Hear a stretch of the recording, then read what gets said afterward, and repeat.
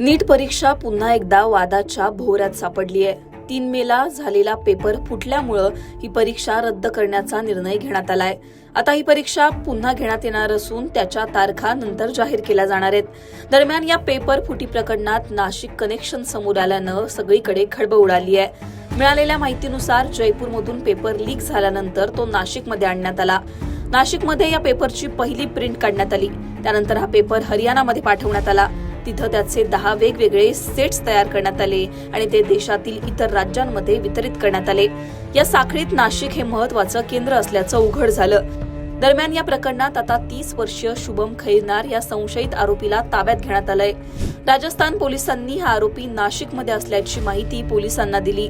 30 वर्षाचा शुभम खैरनार हा BAMS चं शिक्षण घेत होता।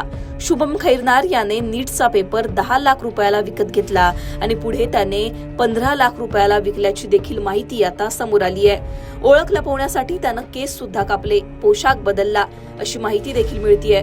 त्यानं लूक बदलल्यामुळे पोलिसांना त्याला पकडायला अडचणी देखील आल्या, परंतु फोटोच्या आधारे पोलिसांनी त्याला ओळखून बेड्या ठोकल्या। पोलिसांनी याबद्दल काय माहिती दिली आहे तेही ऐका। सकाळी राजस्थान पोलिसांमार्फत एका आरोपीला ताब्यात घेण्याविषयी विनंती आली होती। त्याप्रमाणे त्या आरोपीला ताब्यात घेण्यात आलेला आहे। अशी माहिती मिळते की ते नीट प्रकरणातील तो आरोपी आहे आणि या आरोपीला सध्या युनिट 2 क्राईम ब्रँचच्या पथकाने ताब्यात घेतलेला आहे। या आरोपीला ताब्यात घेण्यासाठी केंद्रीय तपास यंत्रणेचं पथक येणार आहे।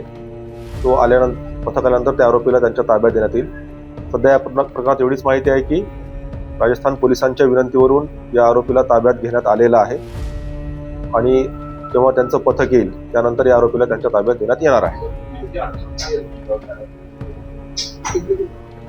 आरोपीने त्याचा वेश बदललेला असल्यामुळे, केस कापलेले असल्यामुळे त्याला सुरुवातीला माहिती मिळत नव्हती, परंतु तांत्रिक कौशल्य आणि पोलिसांनी युक्तीने तपास करून युनिट 2 क्राईम ब्रँचच्या पथकाने त्याला ताब्यात घेण्यात आलेला आहे आणि त्यांच्या ताब्यामध्ये आरोपीला देण्यात येणार आहे। दरम्यान पोलिसांनी या प्रकरणी 10हून अधिक संशयित आरोपींना ताब्यात घेतलंय। त्या आरोपींची कसून चौकशी सुरू आहे। पेपर फुटीनंतर आता विरोधकांकडून टीका केली जातीये। काँग्रेसचे खासदार आणि लोकसभेचे विरोधी पक्षनेते राहुल गांधी यांनी एक्सवर पोस्ट करत संताप व्यक्त केला। 22 लाख विद्यार्थ्यांची मेहनत, त्याग, स्वप्न धुळीला मिळाली असं राहुल गांधींनी म्हटलंय। दरम्यान या पेपर फुटीमुळे आता देशभरात संतापाचं वातावरण पाहायला मिळतंय।